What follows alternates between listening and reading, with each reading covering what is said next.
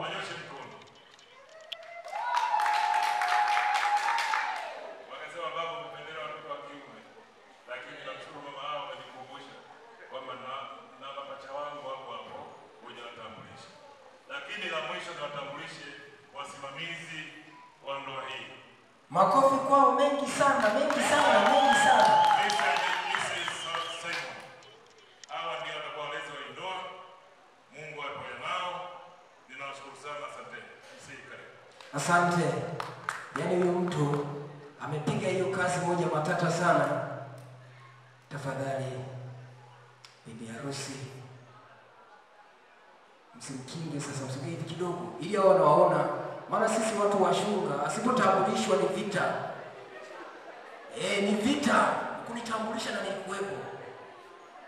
Twende hiyo kazi. Na wewe sasa unaweza kuangalia kule kuna unaangalia ukimtaka unatazama.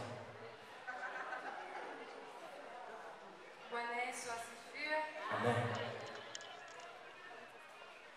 Muda utambulisho wa kipekee, napenda kumtambulisha mchumba wangu au mume wangu kwa sasa. Wewe mchumba Anaitwa Samsoni mume.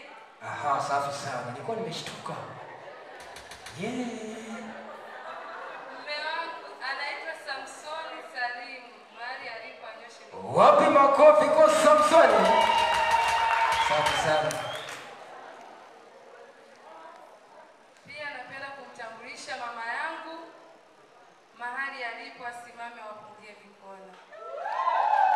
Makofi mengi sana kwa mama. Pia napenda kuwatambulisha shangazi zangu.